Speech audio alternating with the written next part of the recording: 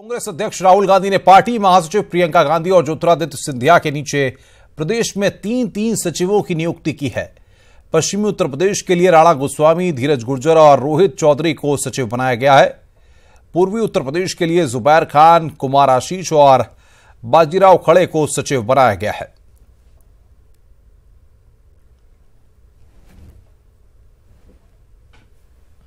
तो राहुल गांधी ने यहां पर यह नियुक्ति की है। कांग्रेस को जिस तरीके से मजबूत करने के लिए उत्तर प्रदेश में राहुल गांधी जो स्ट्रेटेजी प्लान कर रहे हैं, उसमें यहां पर प्रियंका और ज्योतिरादित्य के लेकर के पहले यहां पर उनके हाथों में कमान दी गई और उसके बाद अब उनकी टीम को मजबूत करने के लिए यहां पर तीन सचिव नियुक्त किए गए हैं। तीन सचिवों की नियुक्ति यहां पर की गई है।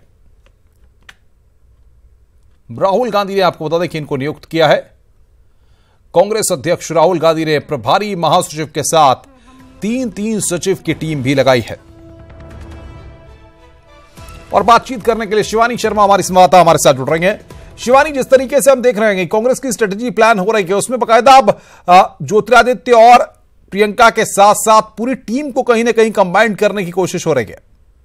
बिल्कुल अनुपम, देखिए एक रणनीति जिसकी हम सबको उम्मीद थी वो अब दिखाई देने लगी है और प्रियंका गांधी और ज्योतिरादित्य सिंधिया अब अपनी टीम तैयार करने के बाद आगे बढ़ रहे हैं। और जिस तरह से हम आपको ये भी बताएं कि ये जो टीम है, इसके अलावा ये भी तय किया जा रहा है कि अलग अलग दलों के साथ क्या समीकरण हो सकते हैं। अभी आपको बताएं, ज्योतिरादित्य सिंधिया के साथ मुलाकात की जयंत चौधरी ने, ये भी एक बहुत बड़ा ब्रेक थ्रू है। और ये भी कहा जा रहा है कि प्रियंका गांधी से भी फोन पर बात की जयंत चौधरी ने। तो ये भी एक तरह से आप देख सकते हैं कि पिछले एक महीने में बहुत ही बदलाव आया है जो दूसरे दल थे उनकी सोच में कांग्रेस के लिए। तो अब आप कह सकते हैं कि कांग्रेस पार्टी की जो रणनीति है उसको देखकर एक हॉट केक बन गई है कांग्रेस पार्टी। और एक तरफ शिवपाल तो दूसरी तरफ जयंत चौधरी, हर कोई चाहता है कि कांग्रेस के साथ हाथ मिलाया जाए। अब तक जो उसे नजरअंदाज किया जा रहा था, और जो सचिव बनाए गए हैं जिनकी हम बातचीत भी कर रहे हैं, वो भी एक बड़ी जिम्मेदारी के साथ मैदान में उतरेंगे। और आने वाले दिनों में जो पूर्वी उत्तर प्रदेश है उसके जो दौरे होंगे प्रियंका गांधी के, उनमें भी महत्वपूर्ण भूमिका दिखाई देगी इन सचिवों की। लेकिन सवाल यहां पर यह होता है शिवानी की जिस तरीके से हम देखें इन तीन सचिवों को देखें, इनके बारे में अगर आप बता पाएं।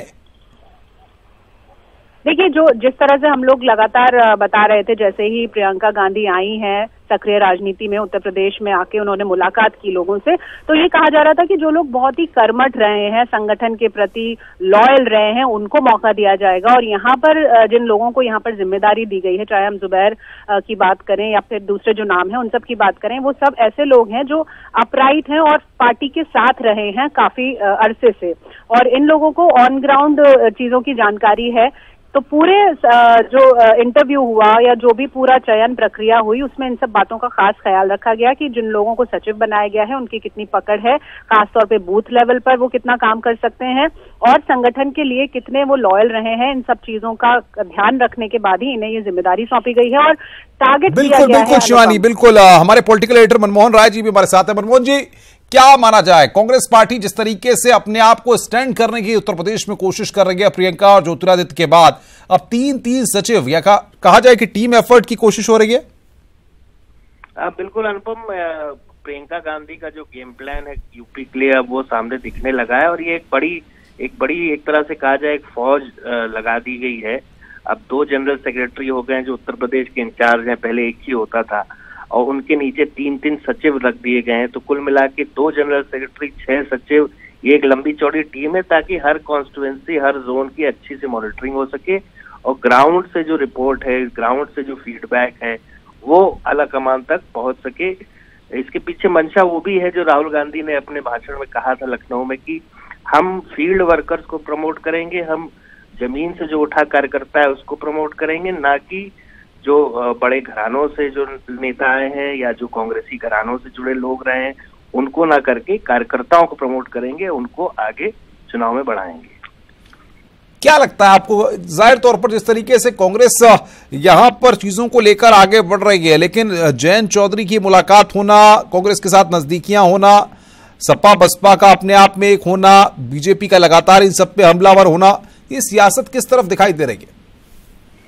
सियासत बिल्कुल ट्रायंगुलर इलेक्शन हो गया है उत्तर प्रदेश का। पहले तो लग रहा था कि एक तरफ बीजेपी, दूसरी तरफ महागठबंधन, चुनाव की तस्वीर साफ दिख रही थी।